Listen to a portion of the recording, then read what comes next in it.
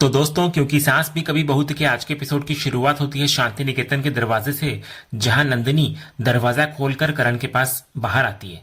लेकिन जब तक वो करण के पास पहुंचती है तब तक रियांश वहां से जा चुका होता है। इसके बाद नंदिनी करण के पास आकर पूछती है कि कौन आया था और वो किससे बात कर रहा था। तो करण बात को टालते हुए कहता है, कौन, कोई भी तो नहीं। तो नंदिनी कहती है, क्या बात कर रहे हो तुम? मैंने खुद ऊपर से देखा है, तुम किसी से बात कर रहे थे।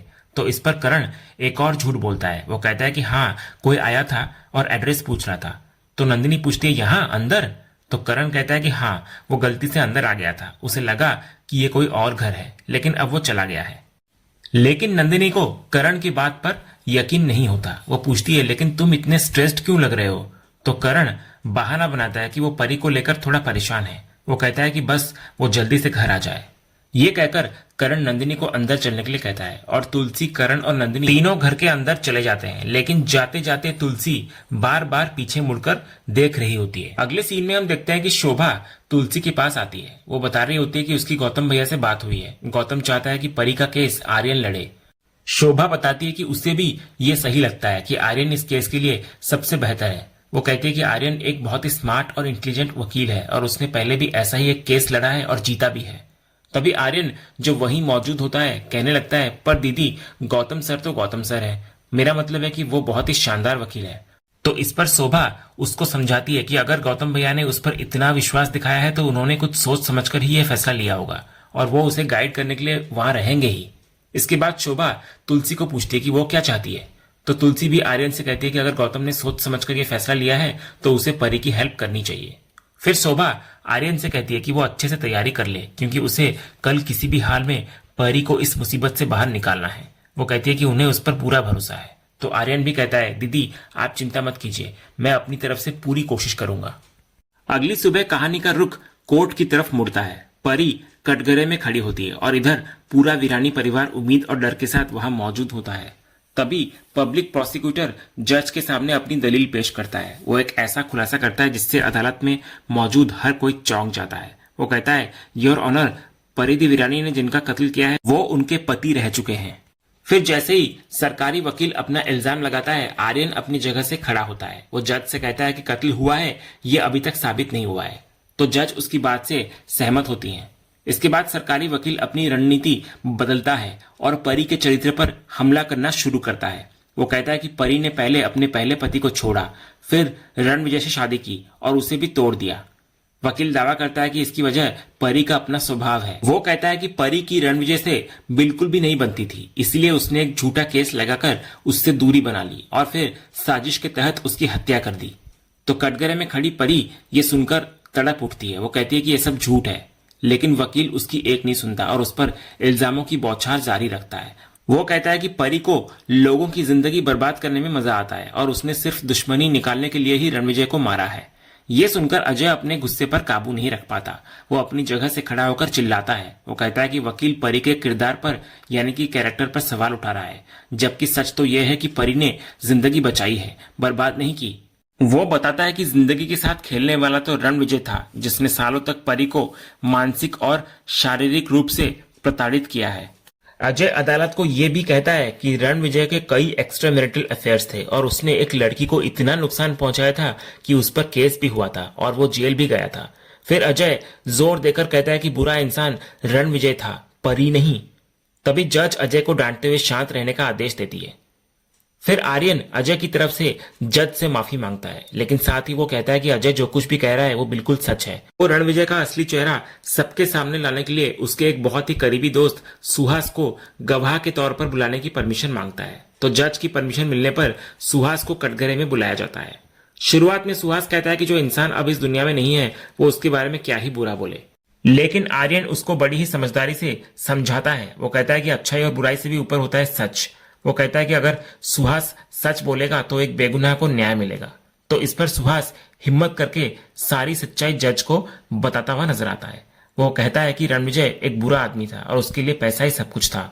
उसने परी से शादी भी पैसों के लिए ही की थी। जब परी ने उसकी गलत बातों को मानने से मना कर दिया तो उसने परी की लाइफ नर्क बना दी। वो उसे मारता पीटता था और तलाक के बाद वो परी से और भी ज्यादा नफरत करने लगा और हमेशा उससे बदला लेने की फिराक में रहता था। तभी सरकारी वकील खड़ा होता है। वो सुहास की गवाही को कमजोर करने की कोशिश करते हुए कहता है कि उसकी बात पर भरोसा नहीं किया जा सकता, क्योंकि वो खुद रणविजय के साथ उसके सारे गंदे कामों में शामिल था। ये सुनते ही आर्यन के चेहरे पर एक विजयी मुस्कान आ जाती है। वो सरकारी वकील की तरफ देखकर कहता है, थैंक यू मेरे दोस्त, मेरा काम आसान करने के लिए। वो कहता है कि कम से कम वकील ने ये तो मान लिया कि रणविजय गलत काम करता था और सुहास उसका साथ देता था।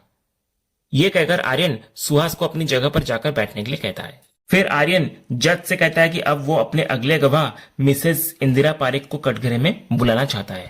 फिर जैसे ही आर्यन इंदिरा का नाम लेता है, परी के दिल में एक डर बैठ जाता है। वो मन ही मन सोचती है कि इंदिरा तो उससे कितनी नफरत करती है, वो उसके खिलाफ ही गवाही देगी। इधर आर्यन इंदिरा से कहता है कि उसे घबराने की जरूरत नहीं है, वो उससे सिर्फ एक ही सवाल पूछेगा।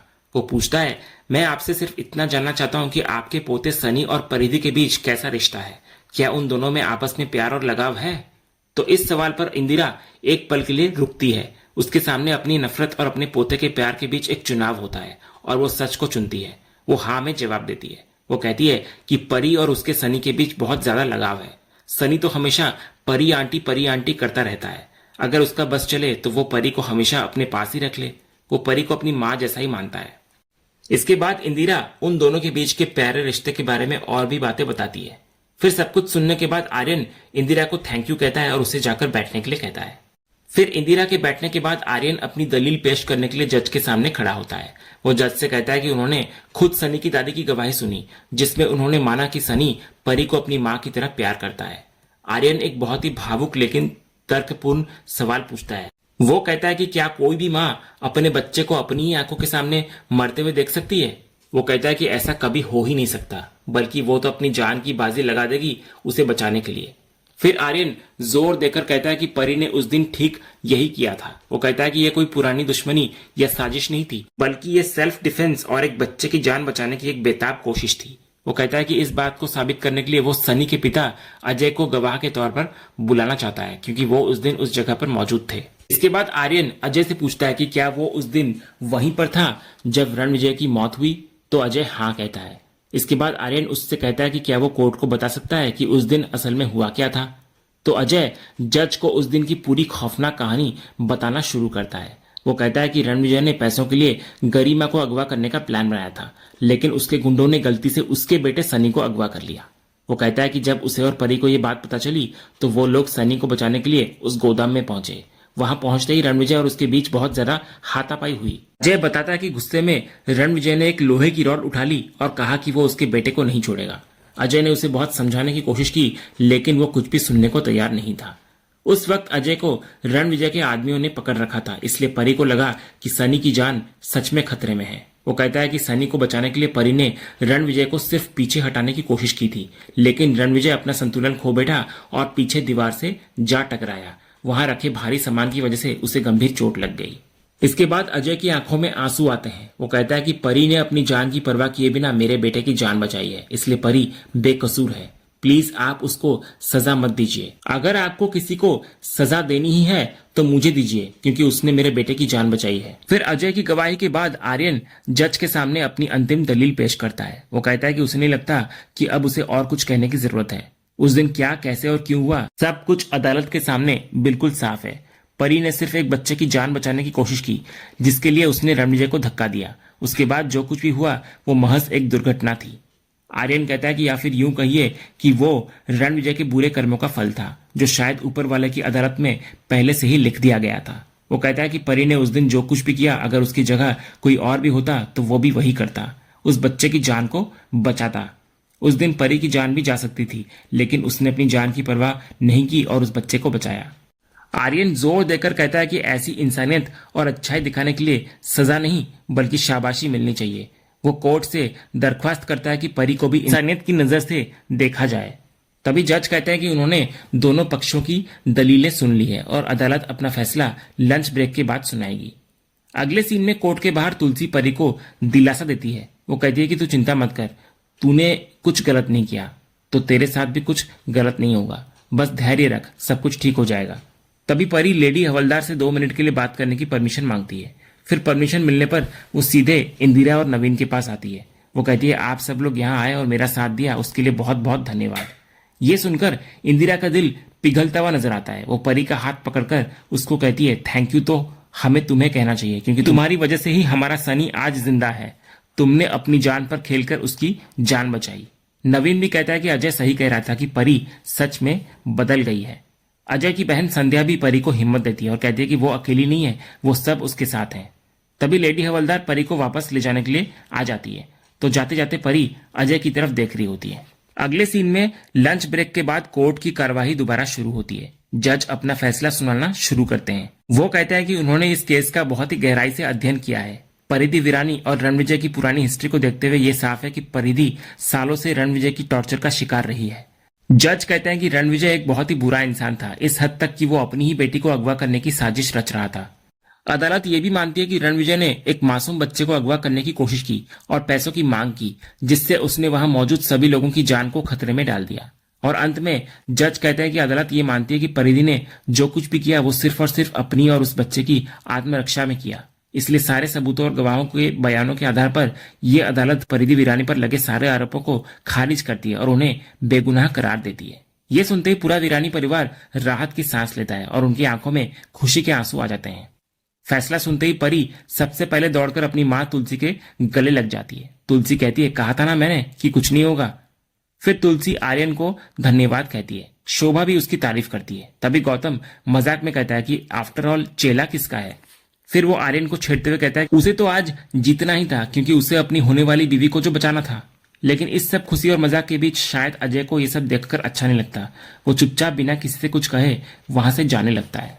उधर जब अजय कोर्ट से बाहर जा रहा होता है तो परी दौड़कर उसके पास आती है। तो अजय उसको पूछता है कि क्या वो ठीक है। तो परी कहती है कि हाँ, अब उसको काफी राहत महसूस हो रही है, जैसे आखिरकार उसकी सांस में सांस आई हो।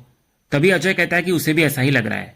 वो कहता है कि वो जानता है कि परी उसको थैंक यू कहने नहीं देगी, लेकिन अगर उसने ऐसा नहीं किया तो वो खुद का सामना नहीं कर पाएगा, इसलिए वो परी को धन्यवाद कहता है। वो कहता है कि उस दिन परी ने सिर्फ सनी की जान नहीं बचाई, बल्कि उसे भी एक नई लाइफ दी है।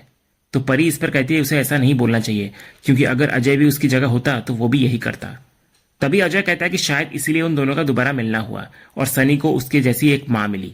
फिर वो कहता है कि काश ये माँ सनी को हमेशा के लिए मिल पाती। तो ये सुनकर परी अजय की तरफ देखने लगती है, लेकिन वो कुछ नहीं कहती। और इसी सीन के साथ आज का ये एपिसोड यहीं पर खत्म होता है। तो दोस्तों, आपको आज के एपिसोड का कौन सा सीन सबसे ज्यादा पसंद आया, हमें कमेंट करके जरूर बताएं। अगर आप क्योंकि सास भी कभी बहू के फैन हैं और कोई भी अपडेट मिस नहीं करना चाहते, तो हमारे इस चैनल को सब्सक्राइब करना ना भूलें और बेल आइकन को भी जरूर दबाएं। हम मिलेंगे अगले एपिसोड के अपडेट के साथ। तब तक के लिए धन्यवाद।